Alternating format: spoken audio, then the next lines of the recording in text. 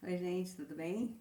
Meu nome é Márcia Xavier, bem-vindos a esse estudo do Vem e Segue-me. Hoje a gente vai ver os capítulos 36 a 38 de Alma, que é a Alma ensinando os filhos dele, Elamã e Siblon. Na próxima semana a gente vai ver o Corianto, que deu um pouquinho mais de trabalho. Mas hoje a gente vai ver a Alma ensinando os dois filhos, o filho mais velho e o filho do meio. É, a gente consegue, estudando esses capítulos, ter uma ideia, assim, uma olhadinha como era a alma como pai, como deve ter sido crescer num lar presidido por alma. O pai que se preocupava, conhecia os filhos individualmente, a necessidade e a responsabilidade de cada um deles, que cuida, que confiou nos filhos para levá-los para uma missão tão difícil quanto foi a missão dos oramitas, entre os oramitas. Um pai que foi muito bem ensinado, né, pelo pai dele e passou isso para os filhos, que vão ensinar os filhos dele, e por conta disso gerações vão ficar fiéis e, na igreja, tendo muita responsabilidade. A gente, quando ele ensina para os filhos dele e dá essa bênção, esses sacramentos e tudo, no ano 18º do governo dos juízes, um ano antes de Alma ir embora. Então, lá no 45 fala que no 19º ano, Alma saiu de Zarayana em direção a Meleque e nunca mais voltou. Então, nunca mais se soube dele.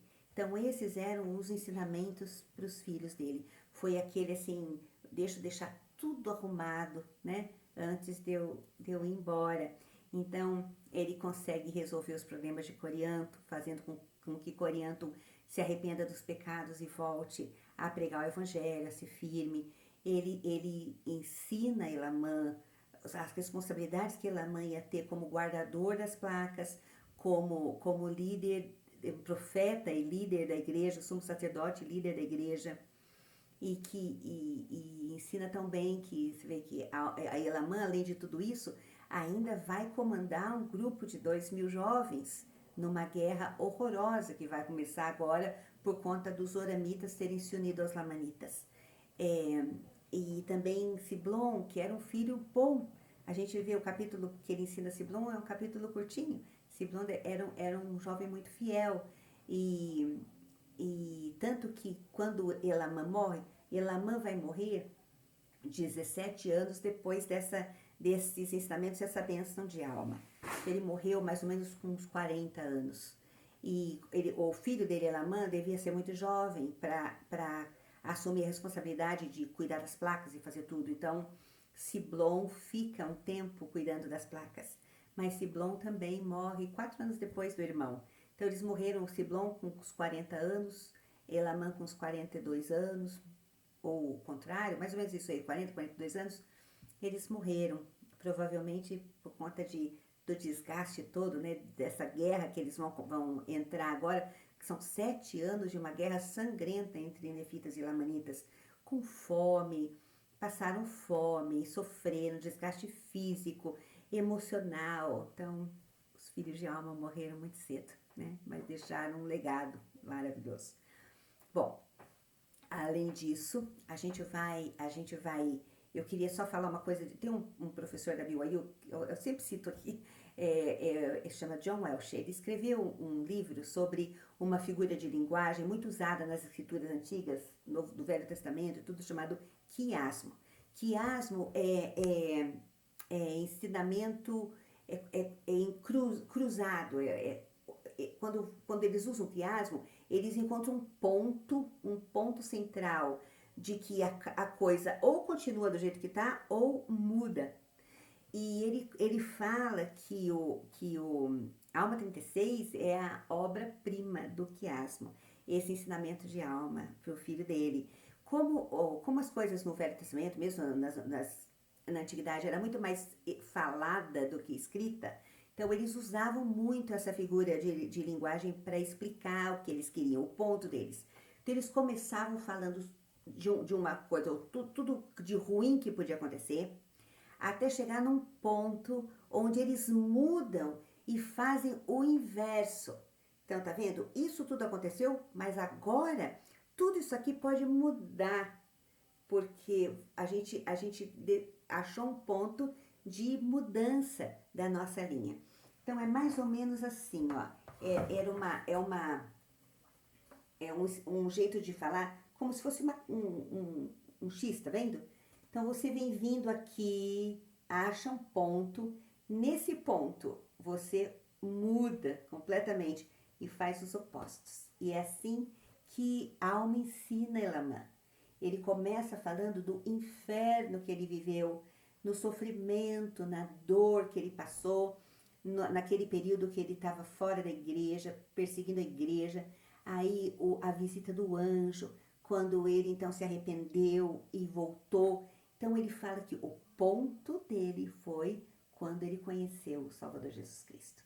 Foi nesse ponto aqui que a vida dele mudou de inferno para o céu, de dor para alegria. Então ele conta exatamente os opostos, usando essa figura de linguagem que é muito interessante isso aqui. Então a gente vai ver um pouquinho disso, estudando agora Elamã 36. Então, Elamã 36, ele começa no prólogo dele, ele falando para o filho, para Elamã, ali no 1, meu filho, ouve minhas palavras, pois juro-te que se guardares os mandamentos de Deus, prosperarás na terra. E ele começa então a contar sobre como foi quando ele era jovem. Elamã é jovem. E ele fala assim, olha, quando eu era jovem, eu passei uma fase muito ruim da minha vida, onde eu fui rebelde, eu me rebelei contra o Senhor. Aí ele disse que até que o dia que um anjo o visitou, né, a gente já viu essa história, e ele então foi chacoalhado, e ele fala assim lá no 36:10, e aconteceu que caí por terra, e pelo espaço de 3 dias e 3 noites, não pude abrir a boca nem fazer uso das pernas e dos braços.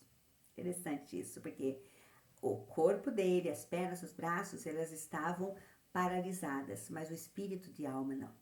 Enquanto o corpo não funcionava, o espírito funcionava, e o espírito estava sendo ensinado, estava passando por um processo todo de arrependimento, né? Então, ele conta, ele está vindo nessa linha aqui de rebeldia e tudo, encontra esse anjo, tem todo esse processo de arrependimento, né? De chamada de atenção, de agonia, de dor. Aí ele diz assim, ó, o ponto da mudança de alma, está lá no 17. E aconteceu que enquanto eu estava assim, atormentado, enquanto eu estava perturbado pela lembrança de tantos pecados, eis que me lembrei também de ter ouvido meu pai profetizar ao povo sobre a vinda de um Jesus Cristo, um Filho de Deus, para expiar os pecados do mundo. Aí no 18, ora, tendo fixado a mente nesse pensamento, clamei em meu coração, ó Jesus, tu que és Filho de Deus, tem misericórdia de mim, que estou no fel da amargura e rodeado pelas eternas correntes da morte. E ele encontra o ponto de oposto daquilo. Então agora ele vai passar da dor, do inferno que ele estava, para a fase de alegria, de regozijo, porque ele encontrou o ponto de mudança, que foi o Salvador Jesus Cristo. Aí ele fala assim no 20, e ó, que alegria e que luz maravilhosa contemplei. Sim, minha alma encheu-se de tanta alegria quanto havia sido minha dor. Exatamente esse quiasmo que ele explica. Exatamente os opostos. Então estava vindo assim, tudo dor, e de repente foi o oposto daquilo, porque eu encontrei o Salvador Jesus Cristo. Então todos nós temos isso serve pra gente, né? Todos nós temos uma hora que a gente encontra aquele ponto que faz a gente mudar, né? Quando nós conhecemos o Evangelho, a gente se converte, ou no caso de ter nascido na igreja, e uma hora que você recebe o seu próprio testemunho de que aquelas coisas são verdadeiras, e decide que aquilo é o que você sabe que tem que ser feito na sua vida, né? E foi isso que aconteceu com a Alma, e ele então tenta ensinar aqui no 36 para o filho dele. A gente vai passar agora para o 37. Então, tendo mostrado para Elamã que Jesus Cristo foi a chave para a mudança dele. A expiação de Jesus Cristo foi a chave para que ele se arrependesse e tivesse toda essa mudança de alma, mudança de dentro para fora, né? Ele agora vai então ensinar a Elamã, preparar Elamã para a missão que ele vai receber. E ele começa a explicar para Elamã que algumas coisas que Elamã vai fazer vão parecer pequenas, missões pequenas para algumas pessoas. Para nós, às vezes, pode parecer uma coisa pequena, mas o resultado disso são coisas grandiosas. Então ele começa, a gente vai pular lá para o 6 e para o 7. Ele fala assim, no 37, 6 e 7. Ora, pode supor que isso seja tolice de minha parte, mas eis que te digo que é por meio de coisas pequenas e simples que as grandes são realizadas. E pequenos meios muitas vezes confundem os sábios. O 7. E o Senhor usa de meios para realizar seus grandes e eternos desígnios. E por meios muito pequenos, o Senhor confunde os sábios e efetua a salvação de muitas almas. Então, ele vai começar agora sua missão. Parece pequena, mas é o que você vai ter que fazer. Então, a primeira missão sua está lá no 2. Ordeno-te também que faças um registro deste povo, como eu fiz nas placas de Nefe, e que preserves como sagradas todas essas coisas que preservei, assim como eu fiz, porque são preservadas para um sábio propósito.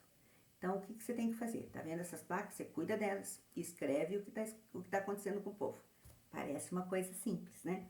Aí ele fala assim, ó, e agora tem mais placa aqui para você cuidar.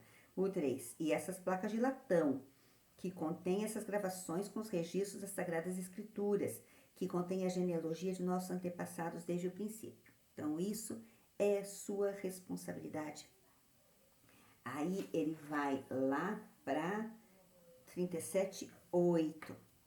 E eis que foi pela sabedoria de Deus que essas coisas foram preservadas, pois eis que elas ampliaram a memória deste povo. Sim, e convenceram a muitos do erro de seus caminhos, levando-os a conhecer o seu Deus para a salvação de suas almas. Olha que coisa grande, saiu de uma coisa menor. Então, o fato de conservar as placas de latão, de escrever os registros, guardar aqueles registros que haviam sido escritos. O propósito disso era essa grandiosidade desse milagre que aconteceria por conta disso, que é levando as pessoas a conhecerem o seu Deus e a salvação de suas almas. Então, pequenas coisas trazem grandes coisas. Aí ele fala de várias outras aqui, mas ele diz assim lá no 13. Ó, lembra-te, Elamã, meu filho, quão estritos são os mandamentos de Deus.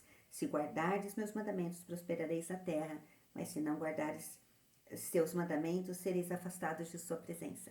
Ó, aqui está outro quiasmo sendo usado, tá vendo? Guarda os mandamentos, você vai estar bem. Não guarda os mandamentos, o oposto, não vai estar bem, vai ser afastado da presença de Deus. Mas ele fala uma coisa, então o que você tem que fazer? Elamã, guarda os mandamentos. Parece coisa pequena, guarda os mandamentos.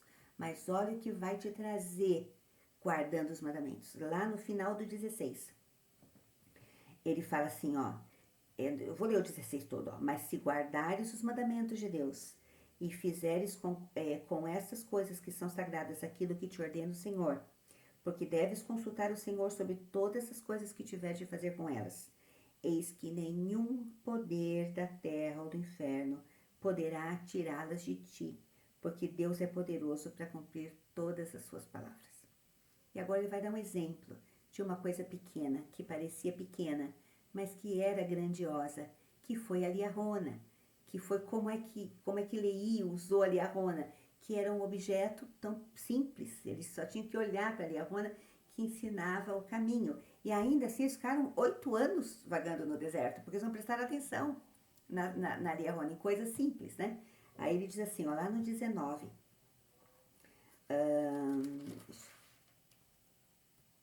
desculpa, antes de ir para Liarona, ele vai dar mais uma placa aqui, ele vai dizer para ele assim, ó, além dessas placas, tudo, no 21, ó, e agora te falarei sobre aquelas 24 placas, que os mistérios das obras das trevas, suas obras secretas, tal, guarda, cuidado com essas placas, que são as placas dos jareditas, e guarda os intérpretes que estão junto com ela, era mais uma coisa que Elamã tinha que cuidar. Então, cuida das placas e dos intérpretes. Daí, então, é que ele vai falar para ele da liarona, que é a primeira vez que a gente vai ouvir a palavra liarona. Até agora a gente ouviu a esfera, o guia, agora a alma dá um nome para ela. Lá no 38, agora, meu filho, tenho algo a dizer a respeito daquilo que nossos pais chamam de esfera ou guia, ou que nossos pais chamaram de liarona, que é por interpretação uma bússola, e o Senhor preparou-a. Aí ele diz assim, e funcionava para eles, segundo a fé que tinham em Deus. Portanto, se tinham fé para acreditar em Deus, poderia fazer com que as agulhas lhes indicassem o caminho. Eis que assim sucedia. Portanto, eles conseguiram esse milagre, assim como muitos outros milagres realizados pelo poder de Deus, dia após dia, com pequenas coisas. Então, ao 41, todavia, porque esses milagres se efetuavam por meio de coisas pequenas, foram-lhe manifestadas obras maravilhosas. Mas eles foram negligentes, esqueceram-se de exercitar sua fé e diligência. Então essas maravilhosas obras cessaram e eles não progrediram em sua jornada. Então, coisas pequenininhas que eram para serem feitas, não eram feitas. Então, eles não iam para frente quando eles exerciam fé e obediência, fazendo coisas pequenas. A jornada prosseguia e crescia. Aí o 14. Pois eis que é tão fácil dar ouvidos às palavras de Cristo, que te apontará um caminho reto para a felicidade eterna, como foi para nossos pais dar atenção a essa bússola, que lhes apontava um caminho reto para a terra prometida. Então, o que ele fala para ele? Elamã, se você quer seguir, é isso, dá ouvidos aos mandamentos de Deus. Guarda as pequenas coisas todos os dias vão levar a grandes coisas, né? É isso que ele está tentando ensinar para o filho dele. E na nossa vida é assim. A gente presencia, vivencia milagres a vida inteira. E muitos dos milagres não são grandes coisas, né? Terra tremendo, fogo caindo do céu, nada disso. São coisas pequenas, mas são milagres trazidos por coisas pequenas que nós fazemos. Então, se a gente prestar atenção nas mudanças na nossa vida, nos milagres que aconteceram, olhar para trás, a gente vai ver que foram pequenas coisas que fizeram esse ponto de mudança, né? Uma oração, guardando os mandamentos, dedicação a servir, pequenas coisas que trouxeram e trazem os milagres na nossa vida. E é isso que ele está tentando ensinar para o filho. Cuida das coisas que você tem que cuidar, né? E faça as coisas certas, guarda os mandamentos e você vai ver milagres acontecendo. Então, cuida das placas, escreve. São pequenas coisas que vão trazer coisas grandiosas. O Senhor vai realizar grandes milagres através dessas pequenas coisas que você vai fazer. Olha para o Salvador, mira no Salvador. O seu olho tem que estar nele, certo? E aí está ali o seu ponto para as coisas boas e grandiosas que o Senhor tem para a vida dele e para nós, quando a gente faz isso, né? Bom, essa parte tem muita coisa linda aqui, né? Tem escrituras aqui que a gente até sabe, decor, né? Aconselha-te com o Senhor em tudo que fizeres e ele dirigir-te-á para o bem. Então, essa é uma escritura que a gente sabe decor, guardada no coração, né? Eu adoro a escritura, principalmente quando você deitar à noite, repousa no Senhor, para que Ele vele por ti em teu sono. Quando levantar pela manhã, tenha o coração cheio de agradecimento a Deus. Se fizeres essas coisas, serás elevado no último dia. Então, vendo, coisas pequenas. É isso que a alma está tentando ensinar para ela, coisas pequenas feitas todos os dias é que trazem os milagres. Então, aconselha-te com o Senhor. Ora à noite, ora de manhã. Pronto, os milagres vão acontecer, né? Por causa das pequenas coisas que nós fazemos. E Elamã estava pronto para a gente vai ver, né? Que vai ser um grande líder e o Senhor vai inspirá-lo, ele vai fazer um grande trabalho. O filho dele, que é Elamã também, vai, vai fazer um trabalho magnífico. Então, por quê? Porque as pequenas coisas que eles fizeram trouxeram os grandes milagres. E agora, então, a Alma vai falar para Siblom. Siblom era o filho dele, o filho do meio. A gente fala que o filho do meio é problemático, mas aparentemente filho do meio aqui não era o reclamão, né? Filho do meio sempre fala, ai, a minha mãe só gosta do mais velho do caçula, né? Aquela coisa de sempre. Mas não, aqui a gente vê que Siblom era um jovem muito, muito dedicado, muito fiel. Então ele começa, ele só tem elogios para Siblom.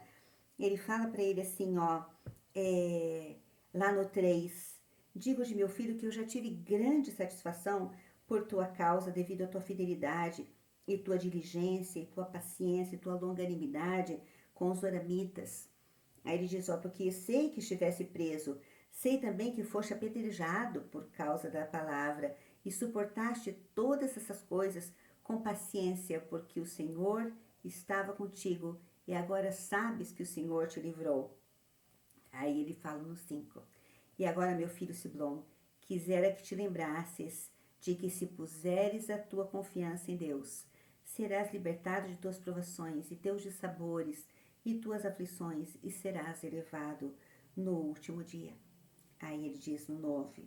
E agora, meu filho, disse-te isto para que adquiras sabedoria, para que aprendas de mim que não há outro caminho ou meio pelo qual o homem possa ser salvo, a não ser em Cristo e por intermédio dele. Eis que ele é a vida e a luz do mundo. Eis que ele é a palavra da verdade e da retidão. Que pai sábio! Então, eu fiz uma lista aqui, desde Alma, o pai, até o último deles, o último descendente de Alma, uma geração de pais que ensinaram com sabedoria, de filhos sábios que aprenderam com os conselhos de seus pais.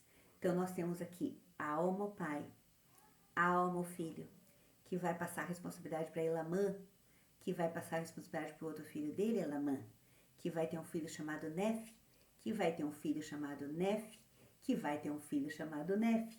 Esse Nef vai ser um dos discípulos de Jesus Cristo, que vai ter um filho chamado Amós, que vai ter um filho chamado Amós, que vai ter um filho chamado Amarom. E aí, então, Amarom vai passar as placas para Mormon.